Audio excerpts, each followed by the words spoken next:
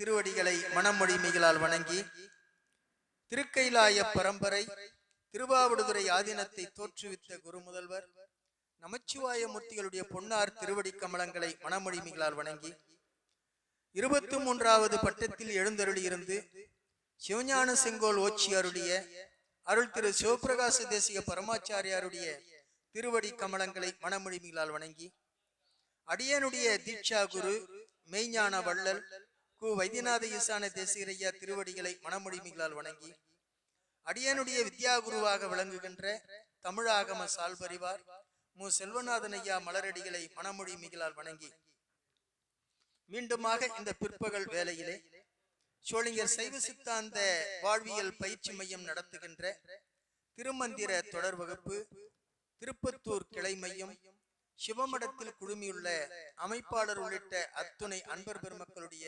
மலரடிகளையும் தனித்தனியே தொட்டு வணங்கி மகிழ்கின்றேன். சிவாய நம. அன்பர்களே, திருமூல தேவனையே சிந்தனை செய்வார்க்கு கருமூலம் இல்லையே கான் என்கிற அந்த சிறந்த நெறிப்படி முற்பகல் வேளையிலே இரண்டாவது தந்திரமாக இருக்கக்கூடிய புராண தந்திரத்துல இதுவரையில் நாம் சிவநிந்தை கூடாமை என்கிற தலைப்பு வரைக்கும் சிந்தித்திருக்கின்றோம். அதற்கு அடுத்ததாக குரு நிந்தை கூடாமை. இப்போ குரு லிங்க சங்கம வழிபாடு என்பது நமக்குரிய வழிபாடு. இதுல லிங்க வழிபாடு சிவநிந்தை கூடாமை என்கிற வகையிலே அதை விளக்கியுள்ளார். அதுக்கு அடுத்தது குரு நிந்தை கூடாது என்கிற வகையிலே இப்போ குரு வழிபாட்டை அதுல எந்த குற்றமும் ஏற்படக்கூடாத வகையில் இருக்க வேண்டும் என்பதை 5 திருமந்திரங்களால் சொல்லுகின்றார். பெற்றிருந்தாரையும் பேணார் கயவர்கள், உற்றிருந்தாரை உழைவன சொல்லுவர், கற்றிருந்தார் வழி உற்றிருந்தார் அவர், பெற்றிருந்தார் அன்றி யார் பெரும் பேரே என்று பேசுகிறார். அதாவது கயவர் பெற்றிருந்தாரையும் பேணார் அப்படி கொண்டு கூட்டிங்க. இந்த கயவர்ங்கிற வார்த்தை முன்னாடி சேர்த்துங்க. கயவர் பெற்றிருந்தாரையும் பேணார். கீழ் மக்களாக இருக்கக்கூடியவர்கள் மற்ற பெரியோர்களை பேணி கொள்ளாமையே மட்டுமன்றி பெரியோர்களையும் அவர்கள் பேணுவதில்லை, அதாவது மதிப்பதில்லை. பெற்றிருந்தாரையும் பெற்ற தாய் தந்தையரையும் பேண மாட்டார்கள். அப்படிப்பட்டவர்கள் கயவர்கள் என்று பேசுகிறார். அது மட்டுமல்ல, உறவினராக உள்ளவர்களையும் அவருடைய மனம் நோகும்படியான சொற்களை சொல்லி உழைவன சொல்லுவார். மன உளைச்சலுக்கு உண்டாகும்படியான சொற்களை சொல்லி அவர்களுடைய மனதை துன்புறுத்துவார்கள். யாரு? கீழ் மக்களாக இருக்கக்கூடியவர்கள் என்று சொல்லுகிறார். கற்றிருந்தார் வழி உற்றிருந்தார் அவர், பெற்றிருந்தார் என்று யார் பெரும் பேரே. இங்க கற்றிருந்தார்னா சான்றோர்கள் அர்த்தம். இப்போ சான்றோர்கள் காட்டிய அந்த நெறியில் நிற்பவர் அன்றி நல்ல பல செயல்களை, நல்ல பல நெறிகளை வேறு யாரு பெற முடியும் என்று அந்த பாடல்ல ஒரு வினாவை கேட்பது போல பதிலை சொல்லுகின்றார். இப்ப கயவர்களுக்கு மற்றவர்களை மதிக்கக்கூடிய பண்பாடு இருக்காது. பெற்றவர்களுக்கும் துன்பத்தை கொடுப்பார்கள், உற்றார் உறவினர்களுக்கும் துன்பத்தை கொடுப்பார்கள். தம்மையே பெரிதாக கருதி கொண்டு அவர்கள் மன உளைச்சல் படும்படியான சொற்களை எல்லாம் சொல்லுவார்கள். ஆனால் சான்றோர் நெறியில் நிற்கக்கூடியவர்கள் தான் சுற்றத்தாரையும் உற்றார் உறவினர்களையும் பெற்றோர்களையும் கற்றறிந்த சான்றோர்களையும் மதிக்கக்கூடிய நல்ல பண்பாடு உடையவர்களாக இருப்பார்கள். அவர்களை அன்றி வேறு யாருக்கு இந்த பேரு கிட்டும் என்று பேசுகிறார். அதற்கு அடுத்ததாக இந்த ஓர் எழுத்து ஒரு பொருள் ஒரு பாட்டு இருக்கும். அது நம்முடைய திருமூலருடைய பாடல் அல்ல, அது இடைச்செருகள். அதுக்கு அடுத்தது இன்னும் சொல்ல போனா அந்த பாட்டினுடைய கருத்து அடுத்து வரக்கூடிய பாடல்ல இருக்கிறதுனால அது இடைச்செருகள். ஏன்னா அது யாப்பு அமைப்புல அது பொருத்தமா இல்லை. பத்தினிகள், பக்தர்கள், தத்துவ ஞானிகள், சித்தம் கலங்க சிதைவுகள் செய்தவர், அத்தமும் ஆவியும் ஆண்டொன்றில் மாண்டிடும், சத்தியம் இது சதானந்தி ஆணையே என்று பேசுகிறார். பத்தினி அங்க கல்லுங்கிற விகுதியை சேர்த்துக்குங்க. யாப்புக்காக விகுதி இல்லாம இருக்குது, நம்ம பொருளுக்காக விகுதி சேர்த்துக்கு. பத்தினிகள், பக்தர்கள், தத்துவ ஞானிகள், இவர்களெல்லாம் சித்தம் கலங்க சிதைவுகள் செய்தவர் என்று சொல்லுகிறார். கற்புடைய மகளிர்கள், சிவனடியார்கள், தத்துவ ஞானத்தை உடையவர்கள், இவர்கள் மனம் வருந்தும்படியாக அவர்தம் நெறிக்கு அழிவு செய்தவரது செல்வமும் ஆவியும், அத்தம்னா செல்வம் அர்த்தம், அத்தமும் ஆவியும் வாழ்நாளும் ஆண்டொன்றில் மாண்டிடும், ஓராண்டுக்குள்ளாகவே அழிந்தொழியும் என்று சொல்லுகிறார். நடைமுறையில சொல்லலாம், எங்க சார் நடக்குது அப்படின்னு சொல்லி கேட்கலாம். திருமூலர் அதுல உறுதியா இருக்கிறார். ஏன்னா இது சதானந்தி ஆணையே அப்படின்னு சத்தியம் விடுறார். அப்படின்னா என்ன அப்படின்னு சொன்னா, நடக்காமல் எல்லாம் போகாது. ஆண்டொன்றுல நடக்கல அப்படின்னு சொன்னா அடுத்தடுத்து அதனுடைய தண்டனை இன்னும் கூடுதலாக இருக்கு. அப்படி கூடுதலாக இருந்து மிகப்பெரிய ஒரு துன்பத்தை அனுபவிக்கக்கூடிய ஒரு சூழலை உருவாக்கிவிடும். ஆகவே அதுல மாற்று கருத்துக்கு இடமில்லை. ஆகவே பத்தினிகளாக இருக்கக்கூடியவர்கள், அடியார்களாக இருக்கக்கூடியவர்கள், சான்றோர்களாக இருக்கக்கூடியவர்கள், அவர்களெல்லாம் மனம் வருந்தும்படியாக எந்த ஒரு சொல்லையோ செயலையோ செய்யக்கூடாது. அப்படி செய்தால் செய்யக்கூடியவர்களுடைய செல்வமும் வாழ்நாளும் ஓராண்டுக்குள்ளாகவே அது மாறிவிடும், அவங்க செல்வம் அழிந்துவிடும், வாழ்நாள் போய்விடும் என்றெல்லாம் சொல்லி சத்தியம் இது சதானந்தி ஆணையே என்று பேசுகிறார். இப்போ இந்த 2 திருமந்திரங்களால், இந்த முதல்ல சொன்ன அந்த திருமந்திரமும், அது பெற்றிருந்தாரையும் பேணார் அந்த திருமந்திரமும், இப்போ பத்தினிகள் பக்தர்களுக்கு துன்பம் விளைவிக்கும், இதெல்லாம் குருமாரை சொல்லல, குருமாரை சொல்லல.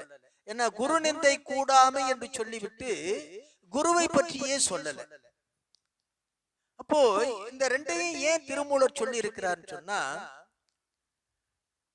குறவர்களாக இருக்கக்கூடிய, குறவர்னா குருமார்கள், சான்றோர்கள், அப்படி இருக்கக்கூடியவர்களே அன்றி மற்றவர்களையும் நாம் இகழக்கூடாது.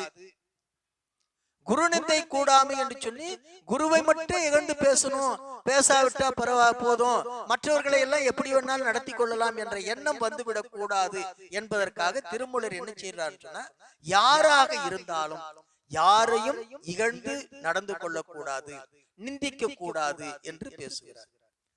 3வது பாட்டுல இதுதான் ரொம்ப முக்கியமான பாட்டு.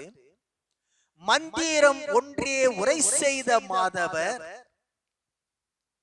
சிந்தையில் நொந்திட தீமைகள் செய்தவர் பிந்தி சுணங்காய் பிறந்து ஒரு 100 வந்து புலையராய் மாய்வர்கள் மண்ணிலே என்று சொல்றார். இங்க சுணங்கனாய் என்ற தொடர் கடைக்குறையாக சுணங்காய் என்று வந்திருக்கும். உங்க புத்தகத்துல சுணங்கனாய்னு இருக்கும், அது யாப்பு பிழை வரும். அது அந்த இன்னு கடைக்குறை, அது சுணங்காய் என்று இந்த மூல புத்தகத்துல இருக்கின்றது. இப்போ மந்திரம் ஒன்றே உரை செய்த மாதவர், அதாவது நமக்கு உபதேசித்த குரு ஒரே ஒரு மந்திரத்தை உபதேசித்திருந்தாலும் அவர்தான் குரு. குருன்னு சொன்னா எல்லாவற்றையும் நமக்கு உபதேசிக்கணுங்கிற கட்டாயம் எல்லாம் கிடையாது. நமக்கு ஏதேனும் ஒரு வகையில வழிகாட்டிய ஒரு குரு. அப்படிப்பட்ட அந்த குருவை அவருடைய மனது புண்படும்படியாக சிந்தையில் நொந்திட, அது சொல்லாலோ செயலாலோ தீமைகள் செய்திருந்தால் அப்படிப்பட்ட தீமையை செய்தவர்கள் பின்னால், அதாவது இந்த பிறவிக்கு அடுத்து வரக்கூடிய பிறவிகள்ல 100 பிறவிகள். எத்தனை பிறவிகள்? 100 பிறவிகள். எது? சுணங்கனாய், நாயாக.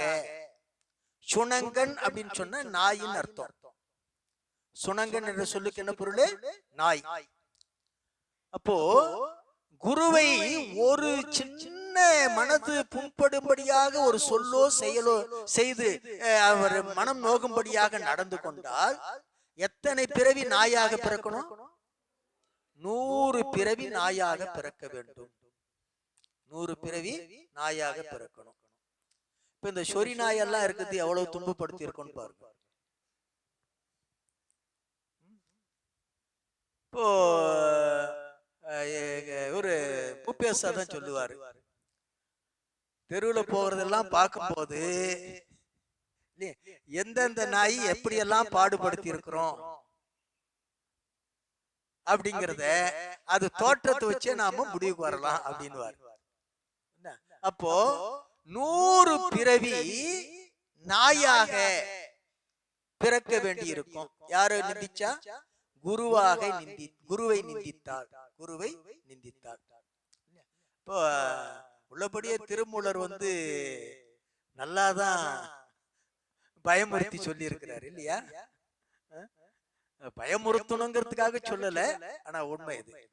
என்ன, நந்தியம்பெருமானுடைய அருளை பெற்று சொல்லக்கூடிய வார்த்தைகள், அதனால இதெல்லாம் சத்திய வார்த்தைகள். சரி, 100 பிறவிக்கு அப்புறமாவது மன்னிப்பு உண்டா அப்படின்னு சொன்னா மனித பிறவி கிடைக்கும். ஆனா எல்லோரும் இகழும்படியான புலையராய் மாய்வார்கள் மண்ணிலே.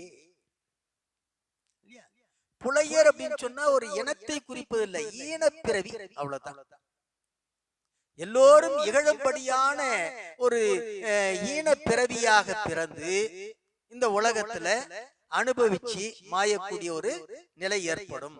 ஆகவே குரு நிந்தை, ஒரு பிறப்பில் செய்த குரு நிந்தைக்கு இத்தனை பிறவிகள் என்ன பண்ண வேண்டியிருக்கும்? அந்த பாவத்தை தீர்ப்பதற்காக பிறவி எடுக்க வேண்டியிருக்கும் என்று சொல்றார். அப்போ இந்த மந்திர குரு அப்படிங்கிறது என்ன சொன்னா கிரியா குரு. கிரியா குரு சொன்னா நமக்கு பூசை செய்வதற்கு மந்திரத்தை உபதேசம் செய்தார் இல்லையா, அந்த குரு. அப்ப அந்த குருவை என்ன பண்ணணும்? நிந்திக்க கூடாது. அப்ப மற்றவங்க எல்லாம் சார் அப்படின்னு சொன்னா, அதனால்தான் ஒரே ஒரு வார்த்தை சொல்லிட்டார். ஒரே ஒரு மந்திரத்தை சொல்லி இருந்தாலும் அவர் குரு. அப்ப அதுக்கு மேல எவ்வளவு ஞானத்தை போதித்திருந்தாலும் குருநாதர் தான். அப்ப எந்த நிலையிலும் என்ன செய்யக்கூடாது? அந்த குருவை நிந்திக்க கூடாது என்று சொல்லிட்டு அதற்கு அடுத்த பாட்டுல ஞான நெறியை உணர்த்துகின்ற குருவை பற்றி சொல்லுகின்றார். சன்மார்க்க சற்குரு சந்நிதி பொய்வரின் நன்மார்க்கமும் குன்றி ஈசன்.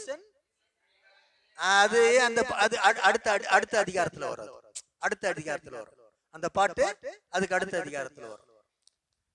சன்மார்க்க சற்குரு சந்நிதி பொய்வரின் நன்மார்க்கமும் குன்றி ஞானமும் தங்காது தொன்மார்க்கமாய துறையும் மறந்துட்டு பன்மார்க்கமும் கெட்டு பஞ்சமுமாமே என்று பேசுகிறார்.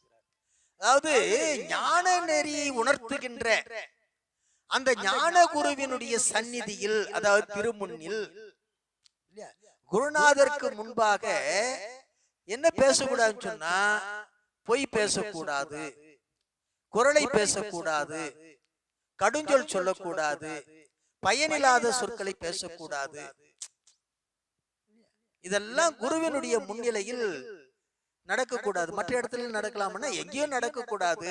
குறிப்பாக குரு முன்னிலையில் நடக்கக்கூடாது. அதைதான் சொல்றாரு, சன்மார்க்க சர்க்குரு சந்நிதி, ஞானத்தை போதிக்கக்கூடிய ஞானாசிரியருடைய திருமுன்னிலையில் பொய் வரின், பொய் குரலை, பயனில சொல், கடும் சொல் போன்ற சொற்கள் எல்லாம் வந்தால் நன்மார்க்கமும் குன்றி, உலகத்தில் கடைபிடிக்க வேண்டிய அந்த நல்ல நெறியெல்லாம் அழிந்து போகும், நன்னெறி குன்றி. அது மட்டும் இல்ல, ஞானமும் தங்காது, மெய்யுணர்வும் இல்லாது போய்விடும், மெய்யுணர்வும் இல்லாது போய்விடும். தொன்மார்க்கமாகிய துறையும் மறந்திட்டு தொன்று தொட்டு உலகத்தில் பின்பற்றப்பட்டு வருகின்ற உலகியல் துறைகளும் அப்புறம் மெய்நெறி துறைகளும் இது எல்லாமே என்ன ஆகும் சொன்னா மறக்கப்பட்டு விடும். மறந்துட்டு மறக்கப்பட்டு பன்மார்க்கமும் கெட்டு பஞ்சமும் ஆமி, பல சமயங்களுக்குள் சொல்லக்கூடிய அந்த கொள்கைகளும் கருத்துகளும் கூட பின்பற்றக்கூடிய நிலை இல்லாமல் அழிந்து நாட்டில் பஞ்சம் உண்டாகின்ற நிலை ஏற்படும் என்று சொல்றார். பாரதிய சொல்லுவான், என்ன சொல்லுவாருன்னு சொன்னா, ஒரு சான்றோரை பழித்தால் பல ஆண்டுகள் மழை பெய்யாது, மழை பொழியாது, பஞ்சம் ஏற்படும் சொல்றார். யாரு? பாரதி சொல்றார்.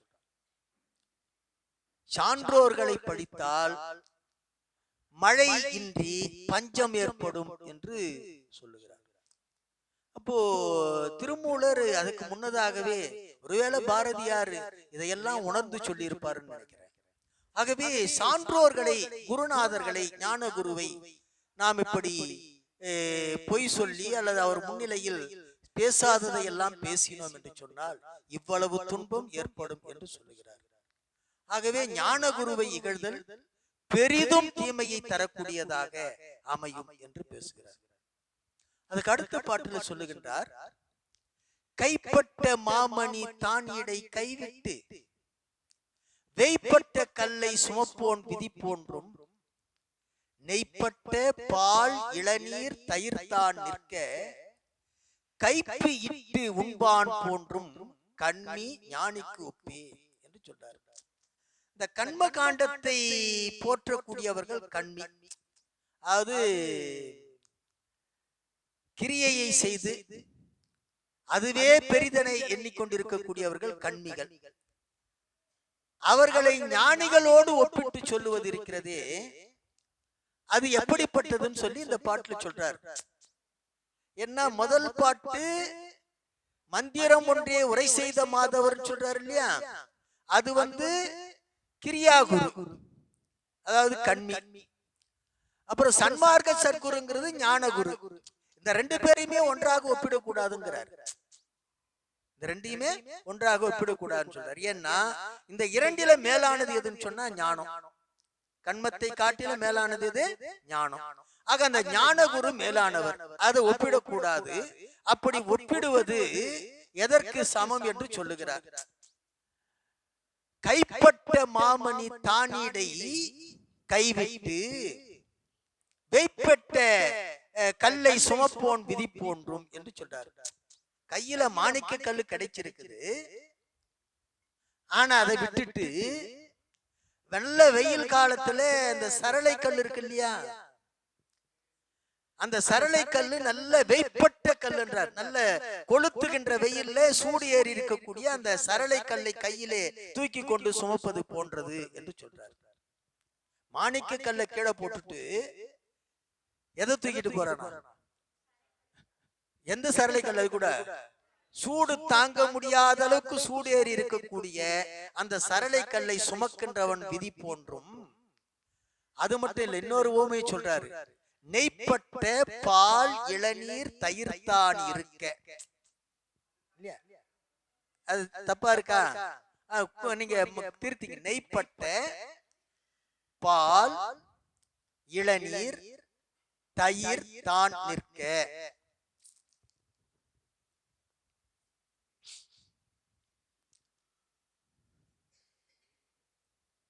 நெய்ப்பட்ட பால்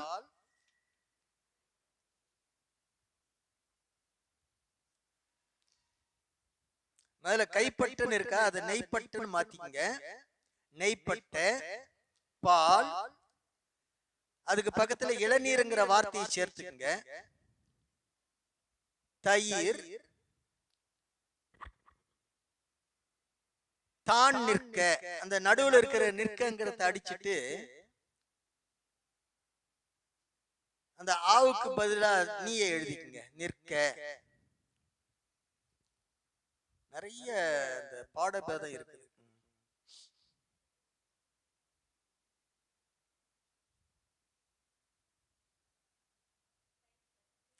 கைப்பிட்டு உண்பான், கைப்பு இட்டு உண்பான்.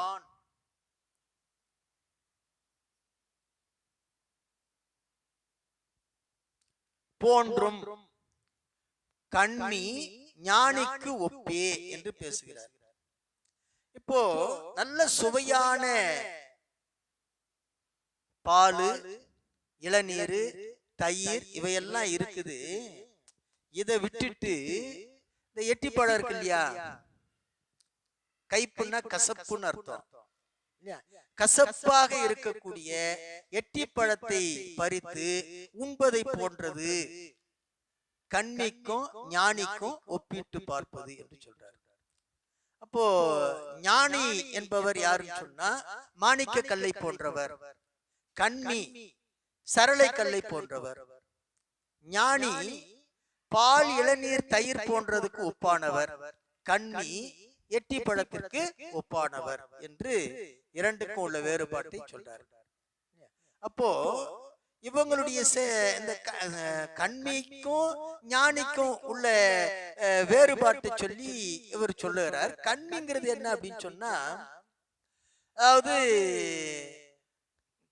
கண்மமே முத்தியை தந்திடும் இப்படி சொல்பவர்கள் கண்மிகள். கண்மமே முத்தியை தரும் என்று சொல்பவர்கள் கண்மிகள். கண்ணின் என்ன செயல்? இப்போ ஒரு எடுத்துக்காட்டுக்கு சொல்லணும்னு சொன்னா, ஞானத்துக்கு ஒரு வாயிலாக இந்த கண்மம் இருக்கணுமே தவிர அதுவே முக்தியை கொடுத்துடாது. அதுவே முக்தியை கொடுத்துடாது. ஞானம் தான் என்ன வரும்? முக்திக்கு வாயிலாக. அப்ப முக்திக்கு வாயில் ஞானம், ஞானத்துக்கு வாயில் கண்மம். அப்படி கொள்ளணுமே தவிர கண்மமே எது வந்துடாது, முக்தியை கொடுத்து விடாது. ஆகவே அப்படி எண்ணுவது கைப்பு இட்டு உண்பான் செயல் போன்றது என்று சொல்லுகிறார். அப்ப இதனால் உண்மையான குருநாதரை உணர்ந்து கொள்வதற்கு திருவள்ளுவர் காட்டுகின்ற ஒரு சிறந்த வழி இது.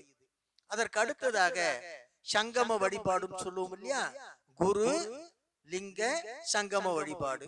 இப்ப சிவநிந்தை கூடாதது லிங்க வழிபாடு, குரு நிந்தை கூடாதது குரு வழிபாடு, சங்கம்ன்றது அடியார் வழிபாடு. அதத்தான் மாகேஸ்வர நிந்தை கூடாமை. என்னது?